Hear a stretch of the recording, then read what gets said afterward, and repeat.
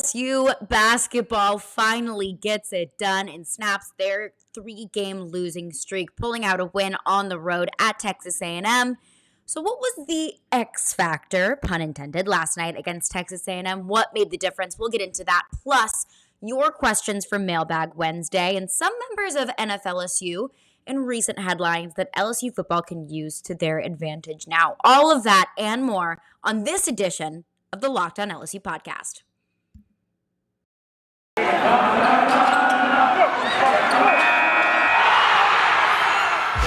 You are Locked On LSU, your daily podcast on the LSU Tigers. Part of the Locked On Podcast Network, your team every day.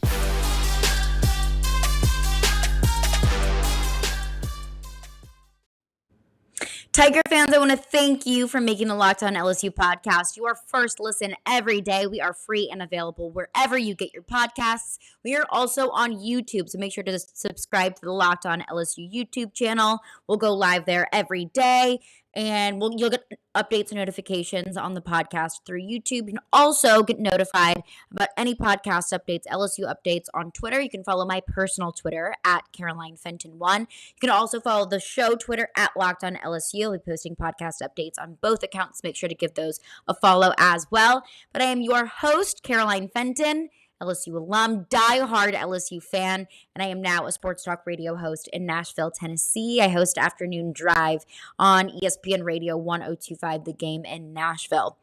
But we had a big win in College Station last night. LSU breaks their 3-game losing streaks after 6 losses in 7 games, gets it done on the road at Texas A&M 76-68. Here is what Will Wade had to say about the game. A lot of stuff to correct. The turnovers were abysmal. The turnovers, the offensive rebounds we gave up. But after the last couple of weeks we've been through, I ain't worried about any of that. Which is fair. That's fair. Don't be worried about the nitpicky stuff. You gotta win under your belt. That's the most important thing. At this point, just get some momentum going. But Will Wade mentioned it. I mean, it wasn't pretty, but it was beautiful. You gotta win. That's all that matters. But moving forward, Will Wade pointed out some issues that this team has been facing. Rebounding was a problem. Turnovers continue to be a problem. Last night, LSU had 22 turnovers that A&M then turned into that many points. A&M was able to convert 22 points off of LSU's turnovers. So that's an issue. Only 12 offensive rebounds to A&M's 22. That's an issue. We've seen offensive rebounding has been an issue for this team for the past couple of weeks. But at this point, if it doesn't cost you the game, fine. If it was one game, that's fine. You got to win. That was the most important thing. Moving forward, however, you gotta fix those problems. You got to fix the rebounding. You have got to fix the turnovers. You can't continue to hand the ball to the other team. I'm not ready to say that LSU is back, baby. 1 win on the road against an average SEC team, and this team is back. Woo, go Tigers. I'm not willing to say that yet. Not until I can see some of these issues being resolved on a consistent basis. They still make mistakes. Like Will Wade says, you can't give up 22 points in turnovers. But if you can continue to see strong starts from LSU, which we saw last night, some strong defense, which we saw last night, hitting threes, which has been an issue for this team, but not last night. If we see it against Mississippi State on Saturday, if we start to see some consistency from this team, then I'll be able to say that this team has turned over a new leaf. But by no means am I willing to say that LSU's problems aren't behind them just because they were able to squeak out a win against Texas A&M. No. I'm not letting just one game rid myself of all of the bad basketball that we've all been forced to endure the past month-ish. But what was different last night? I mean, we saw the mistakes that LSU made last night, and they look pretty similar to the mistakes that they've been making. Rebounding, turnovers. The offense looked a lot better last night, but still kind of the same issues. So what changed? How could LSU all of a sudden go back to looking like their former selves, back to looking like the first half of LSU basketball this season after several games of bad play on both sides of the ball? The X factor, if you will, Xavier Pinson. He had 11 points on the night. Solid, not outstanding, but solid. And LSU last night was able to do what we haven't seen them be able to do in a while, and that's get going early. We saw against Ole Miss, they were down bad in the first half, and it's like they almost dug themselves in this hole that they just couldn't get out of. Saw it against Vanderbilt in the first half. It was 3 after 3 after 3, and LSU just couldn't get back from all of the threes that they were able to give up because there's nothing moving on offense. But last night, LSU went 8 of 16 from 3. 8 of 16 from 3 in the first half. Held A&M to just 27% from 3 all game. They had a 36-16 lead going into the half, something that has been opposite the past couple of games. That is what killed them against Ole Miss and Vanderbilt. Too many threes. Didn't shoot enough themselves. In the first half, LSU came out swinging. What's the X factor? Xavier Pinson. Like I said, he only had 11 points on the night. Solid. Not outstanding, not going to write home about it, but solid. But his contribution doesn't necessarily show up in the box score. This is what Will Wade had to say about the return of Xavier Pinson, who's been out with a knee injury for the past couple of games. See X back out there. He was 85, 90%. It's just, I know you all asked about it yesterday in the press conference. If you can't see it, looking at that, he makes a world of difference for us. And it's really just the rotation. And let me say this, X makes a huge difference, but those top 7 guys, we need all of them. That's what makes the whole thing work. Now, the 8th guy, we played Justice tonight. We could play Fudge. We could play Sharif. We can rotate through the 8th guy, just who practices the best and who we think gives us the best chance each game. But those other guys, those top 7 guys, when they're healthy, we're just a lot better.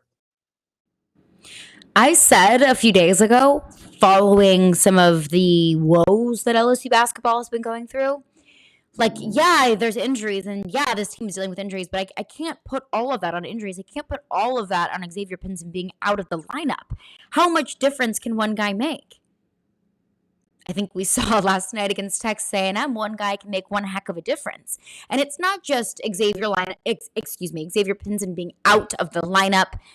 It's the fact that him being back in the lineup allows all of the other guys, like you heard Will Wade said, allows that top 7 to go back into what they do best. It allows this team to settle back into the groove that they were in the first half of the season, where they were blocking shots, draining threes, hard-nosed defense. It allows them to get back into that because it's not just one guy. One guy goes out, you got to fill holes, you got to move things around, you got to make it work. But whenever that guy can go back into his appropriate position and his appropriate role, everyone else can do what they are best at. And I guess that was short-sighted of me to look at that before and say it's just one injury. How much of a difference can it make? And we saw it last night. It makes a huge one. And it's easy for Will Wade to say that, that having quote-unquote X back in the lineup makes a huge difference. But Tari Eason also said that he felt a huge difference with Xavier Pinson being back in the lineup. Tari Eason led the Tigers last night with 25 points. It allowed him to do what he does best. Xavier Pinson back in the lineup allows Tari Eason to just rain the ball into the net. Darius Days, Brandon Murray, they all have enough support on the rest of the court to make the plays that they need to make, and it shows. Tari Eason, like I said, had 25 points, led the team. Brandon Murray had 14. Darius Days with 10. Xavier Pinson himself having 11 points. Those 4 guys with double-digit points because they're settling back into their roles. Like I said, it's easy for Will Wade to say that, but this is what Tari Eason had to say about having Xavier Pinson back in the lineup. It felt really good. I think that we're getting back in our groove, and with X back, he's a leader. He's someone who always puts us in our spots. He's someone who's very vocal. He's someone who's always, puts us in huddles. So today, it felt like it did in the beginning of the season again. Obviously, we had some slippage, but these are things that we can come back and correct, watch film. He mentioned it. There's some things that we slipped on, some things that we can improve upon, some things that we can get in the gym and work on. Turnovers, offensive rebounds. But you heard it from Will Wade and you heard it from Tari Eason, who had an outstanding game last night. Having Xavier Pinson back in the lineup, it contributes in massive ways. So, I didn't think that one guy could make that big of a difference, but I was proved wrong last night. But I wasn't proved wrong, period. I need to see this team do it again. Because if you drop 6 of the last 7, and if let's say, okay, they won 2 of the last 8, that's still not a great average there. I don't know if I did that math correctly. I don't know. That's still not a great average. I need to see some consistency. I need to see them do it against Mississippi State on Saturday. And I need to see them do it against some of the better teams in the SECs, like Auburn's, Kentucky's, the Tennessees of the SEC. I need to see it done consistently before I'm ready to say, all right, LSU basketball, Xavier Pinson was your X factor. Xavier Pinson back in the lineup is what's going to completely change this team. I need to see some consistency from this team. But what I saw last night wasn't pretty, but it was beautiful. Take the momentum from that win and keep it going moving forward. Work on the mechanics, work on the mistakes, and then you were going to start seeing that show up in the wins and loss column. But coming up next, it's Mailbag Wednesday. It's our very first Mailbag Wednesday. If you didn't get questions in for this week, no problem at all. Send them in throughout the week. You can send them in on my Twitter at CarolineFenton1 or at LockedOnLSU. You can send them in on YouTube. You can comment them on the streams. You can send them in on Instagram at Caroline Fenton. However you want to send your questions in, get them in. I appreciate everyone who sent in questions this week. I'll get to those coming up next. If I don't get to your question, I apologize. I'll make sure to try and get to all of our questions over the next couple of weeks. I'll try to collect them, try my best to get to all your questions, send them in throughout the week. Happy to accept them at any and all times. But we'll get into Mailbag Wednesday coming up next. But before we do that, you know how it's like this time of year, how you've given up on your New Year's resolutions? I know I have. It's not that fun to get back in the gym every single day. It's not that fun to journal every morning. But this year is different for me because I'm sticking to my resolution to eat healthy, to eat right, and to give my body the fuel that it needs, thanks to bar. It almost feels like necessarily right. I actually have a lot of fun eating them. They're very enjoyable protein bars. Plus, you need to try Puffs. If you haven't, you're missing out on one of the best built bars out there. Puffs are the first ever protein-infused marshmallow. They're fluffy, they're marshmallowy. They're not just a protein bar. They truly are a treat. You're eating dessert, but it's covered in 100% real chocolate, but it's good for you. They're a fan favorite with some incredible flavors. They've got yummy cinnamony churro. They've got coconut marshmallow. They've got my personal favorite, banana cream pie. They're so delicious. They're going to be your new favorite. So definitely try it out. All Built Bars are covered in 100% real chocolate, including the Puffs. 100% real chocolate, so it's like you're eating a candy bar. But they're low calorie, they're high protein. They replace your candy bars with these. They're better for you. I mean, a typical candy bar can be anywhere from 200 to 300 calories, and you can't necessarily fit that in to your calorie count if you're looking to lose some weight. But you can do it with Built Bar, and you don't have to compromise taste. Go to Built.com and scroll down to the macros chart. You'll be blown away. They've got high protein, low calorie, high fiber, low carb. Most Built Bars contain only 130 calories, only 4 grams of sugar, only 4 net carbs, and 17 grams of protein. They've got everything you need. They'll keep you full all day. And compare that to a candy bar, which has 240 calories, 30 grams of sugar. I mean, it's like half of your daily intake of sugar. And they've got dozens of net carbs. You don't need that, and you don't need to compromise taste. Mint brownie, coconut almond, all new for this month. White chocolate cookies and cream. They're all delicious, and new flavors coming out all the time. If they think a flavor might be good, they will make it. It will be delicious, and it's good for you. Do your body good and try Built Bars. At Built Bar, they're all about taste. They make it taste delicious first, and then they figure out how to make it healthy. They'll put all the good nutrients in there for you. I don't know how, but they pull it off every single time. Those sneaky Built Bar people. Here is your offer. Go to Built.com, use promo code LOCKED15 and get 15% off of your order.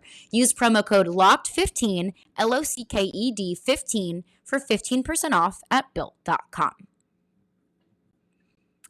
Happy Mailbag Wednesday, everyone. Appreciate everyone for sending in their questions this week. If I didn't get to your question this week, I promise I'll get to it next week. Make sure to send your questions in throughout the week. It doesn't have to be on Wednesday. It can be whenever a question arises. It doesn't necessarily have to be sports related. It can be anything related. If you want to hear about LSU's recruiting class, I'll absolutely answer your questions there. LSU basketball, my personal questions about me. Send in anything you have, but I appreciate everyone for sending in their questions. Before we get to them, Gotta remind y'all that it is Super Week. The Super Bowl is on Sunday. It's finally here. I've been waiting all season for it, and it's brought to you by Get Upside. And there is no better place to get coverage of the big game than the Locked On NFL podcast. Locked On Bengals and Locked On Rams are in LA all week covering the big game. So make sure to check out Locked On Bengals, Locked On Rams, and Locked On NFL throughout the week to get all of your Super Bowl news.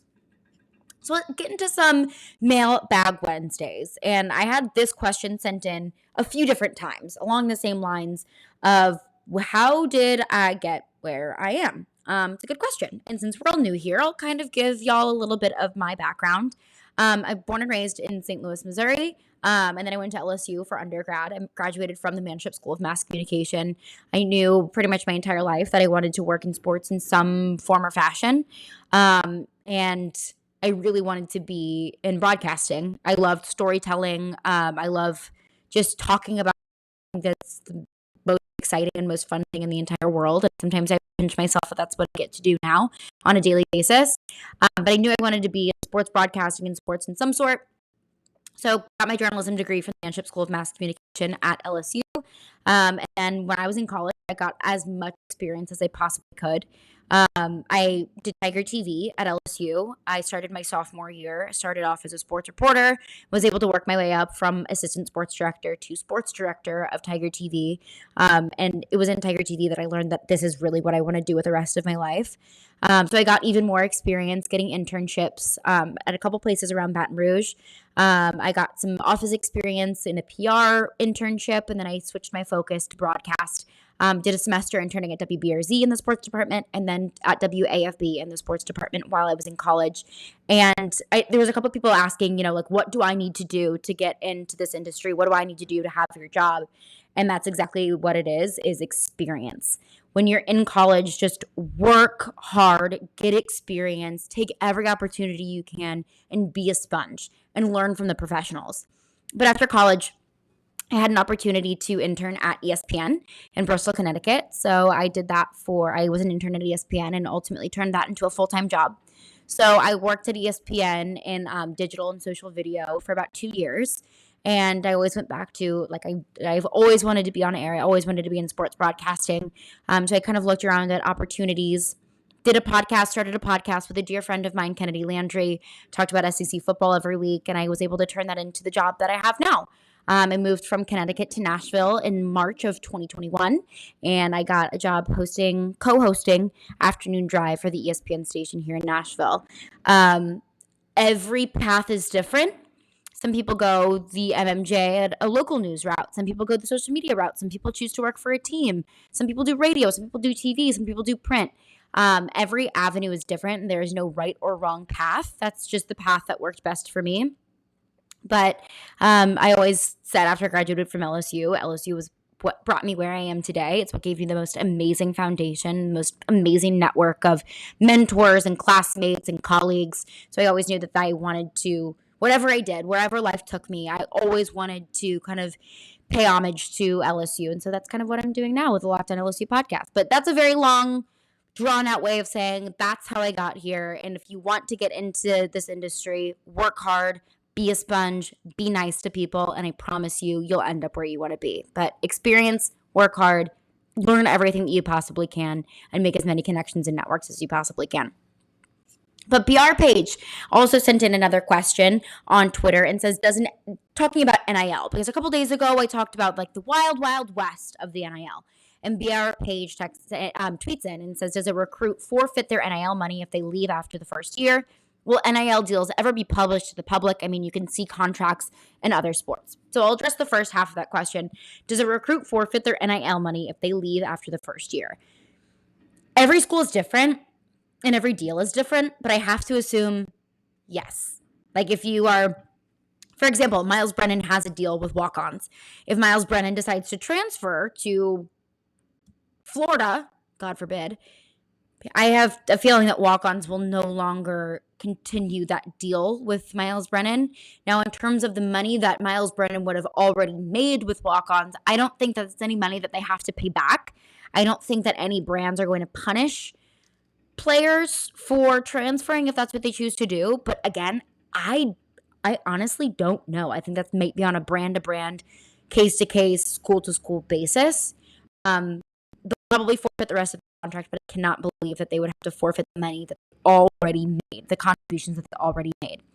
But the second part of PR Page's question is, will NIL deals ever be published to the public? And you can see contracts in other sports.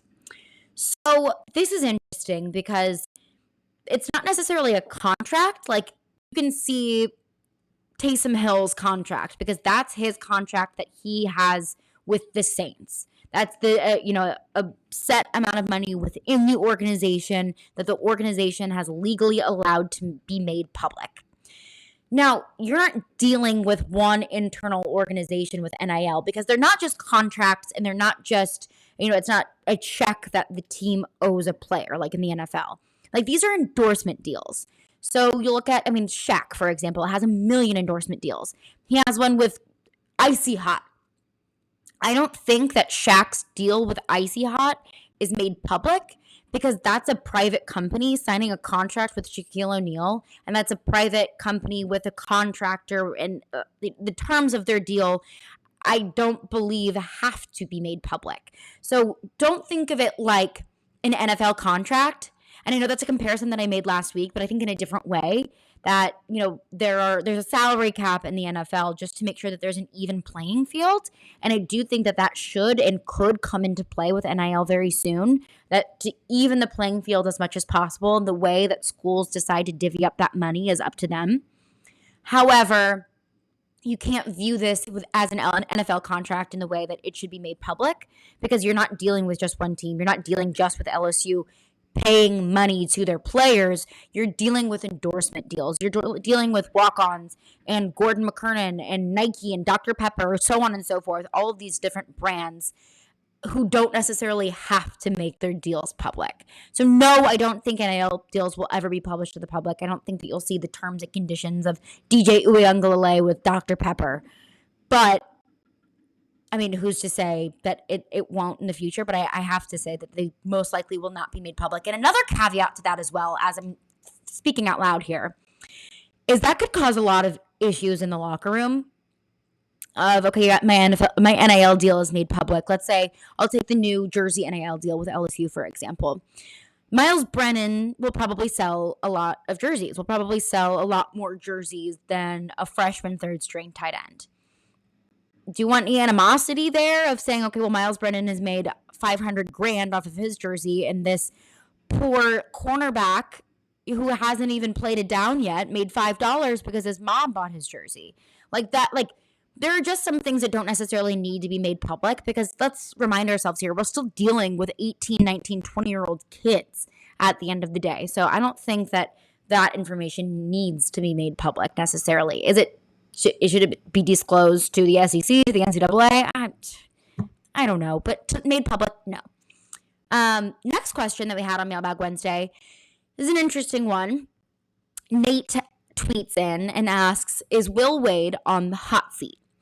This is always a difficult discussion because I think that everyone has a different perception of what hot seat means. You hear hot seat, you think, oh my gosh, they're getting fired. Like, Will Wade's on the hot seat, that means he's getting fired. I don't necessarily view the term hot seat in that way. I think that it can represent itself in a couple different ways, but I think that hot seat means all eyes are on you to fix something, to change something, and to improve something within the program.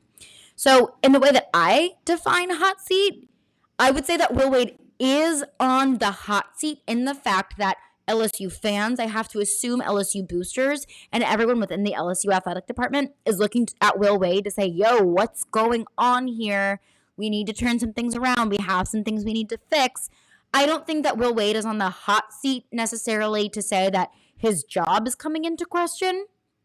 Like I said, if we don't see consistency in some of the changes that we saw last night against Texas A&M, if you continue to see this team regress and look like the teams that played Ole Miss and Vanderbilt rather than the teams that played earlier in the season, like that first Tennessee game, then maybe you could say that his seat is starting to heat up more and more.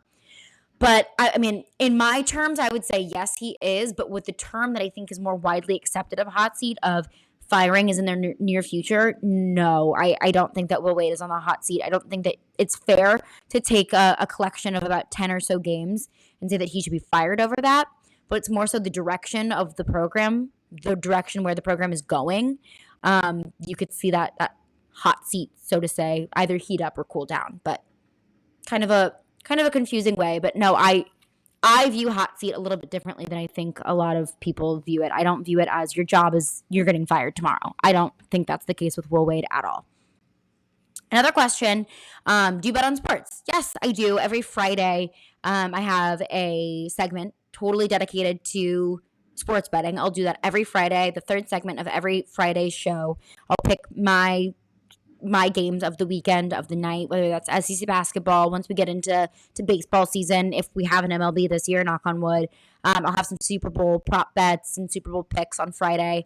So yes, I do love betting on sports. I live in Tennessee and have for about a year, and sports betting has been legal here for over a year now. So it's been nice to kind of live here and be able to integrate myself in it. It's also been a big priority of mine within the show that I do here in Nashville. The radio show is implementing sports betting tips and advice and prop bets and odds throughout our show, because that's absolutely, the future of sports. And it's a great way to get people involved into sports if they don't necessarily care about the X's and O's or the product on the field. You could care less about football, but everyone loves money. So it's a great way to get non-sports fans involved in sports. So yes, I bet on sports. I'm very passionate about implementing sports betting into sports media. So I'll absolutely do that on the Locked On LSU podcast. Thank you to everyone who sent in their questions. Make sure to get in yours for next Mailbag Wednesday. I'll address any and all of your questions as much as I can next week. Coming up next, there are plenty of members of NFLSU that have been in the headlines over the past couple of weeks. One in particular, I think we can probably name him, a certain number 9 that we all know and love. And there are a bunch of Super Bowl storylines that tie in with LSU, and I want to get to those throughout the week as well. But the first one that I want to get to is more about the bond and the brotherhood of LSU football. We'll get into all of that coming up next. But before we do that, I got to let y'all know that Bet Online, speaking of sports bets, has you covered this season with more props, more odds, and more lines than ever before as football continues its march through the playoffs right to the Super Bowl, the big game on Sunday. BetOnline.net remains the best spot for all of your sports scores, your podcasts, and news this season. And if football's not your thing, that's okay. It's not just football. BetOnline has up-to-the-minute information on pro and college hoops, NHL, boxing, UFC, along with live, real-time updates of current games. Do not wait to take advantage of all of the amazing offers that are new for the 2022 season. BetOnline, where the game starts. So I think we all know, if you're listening to this podcast, that LSU football is special. That LSU football is different, that there's just a different feeling lingering in the air in Tiger Stadium. And the brotherhood of LSU football is something that may not necessarily be unique just to LSU football, but it's something that runs deep, and it's something that is absolutely special. And it's something that I think while every team, not just in college football, but in sports in general, have that connection, it feels a little bit different with LSU. And with so many different LSU Tigers on the biggest stage in football this weekend, we've got a lot of storylines to break down, but we'll start things off on a little bit of a sweet note. Odell Beckham Jr., of course, former LSU wide receiver, will be taking the stage at Super Bowl 56 on Sunday for the Los Angeles Rams. He did a media availability, a press conference a few days ago, and got some input from a former teammate at his recent press conference. Now, this clip is a bit long, so bear with me. I promise it is worth every second in the end. What's going on, man? What's up with it? I ain't got no questions, man, but I want to start by saying, dog, that you deserving of this moment.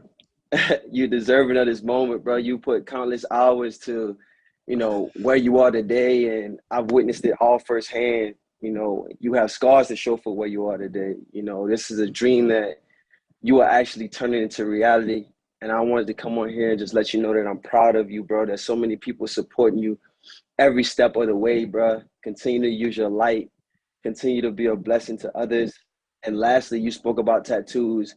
And it's so ironic because one of my favorite tattoos that you have, you're actually living it.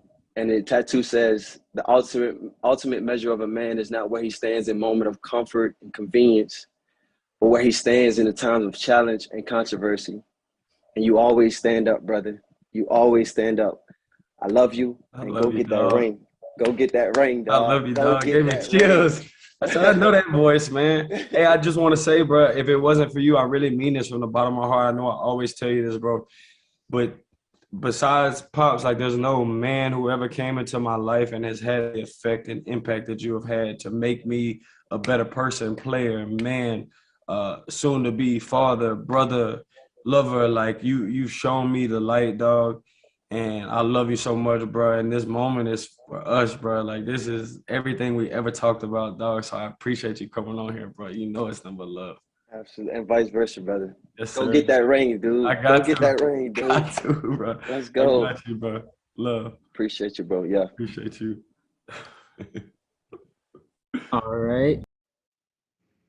Oh, I mean, if that doesn't just bring tears to your eyes. I've heard that clip like 6 times now. It still gives me chills every single time. That was Jarvis Landry calling in to Odell Beckham Jr.'s press conference and just showing him his support, his love for his former LSU teammate, his former Cleveland Browns teammate. And if you listen just to the pure love and just family in the words that he said, like I said, brotherhood and love is not something that's exclusive to just LSU. But if you hear the words that Jarvis Landry is saying, like that's on a deeper level. That's just like a connection that is I thought it was really, really cool to see that from 2 beloved LSU Tigers, 2 huge names in the NFL who carry this friendship, this relationship, this brotherhood with them from LSU, from Louisiana, all the way through to the biggest stage in football. I think it's incredibly endearing, and I think it's something that LSU football should be incredibly proud of, that on the biggest stage, at the Super Bowl, 2 of your former players are supporting one another and showing love for one another, because it all started in Louisiana. But there's another connection to be made here among Super Bowl foes. And they didn't have that connection growing up in Louisiana together. They didn't have that connection playing at LSU together. But it's still that undeniable fraternal bond of LSU football. So Danny Heifetz, who covers the NFL for The Ringer and for Spotify, tweeted out this really cool story. Danny Heifetz tweets, Joe Burrow says when he was rehabbing his ACL in LA, he didn't know many people in Los Angeles, so Rams left tackle Andrew Whitworth took him under his wing. Both were rehabbing. They watched games together on Sundays. Burrow spent his birthday at Whitworth's house. So, of course, Andrew Whitworth, former LSU offensive lineman.